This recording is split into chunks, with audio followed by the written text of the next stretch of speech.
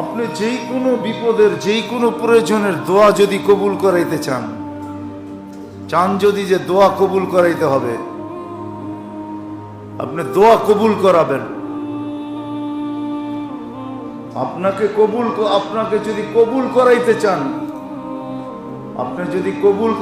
চান, তাহলে একটা সিস্টেম আছে।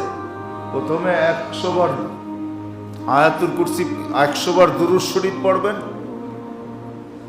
499 বার পড়বেন লা হাওলা ওয়ালা কুওয়াতা ইল্লা বিল্লাহ। এই পর্যন্ত, আগে না। কিন্তু যে সময় 500 বার পুরো হবে, শেষ বারে পড়বেন লা হাওলা ওয়ালা কুওয়াতা ইল্লা বিল্লাহিল আলিয়্যিল আযীম। 500 পুরো হয়ে গেছে, তারপরে 100 বার দুরূদ শরীফ পড়েন।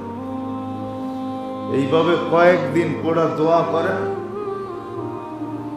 হাদিসের আলোকে, কিতাবের আলোকে বোঝা যায়, এটা এতটুকু বলা যায় যে কোরআন মাথায় নিয়েও বলা যায় যে আপনার দোয়া কবুল হবেই হবে।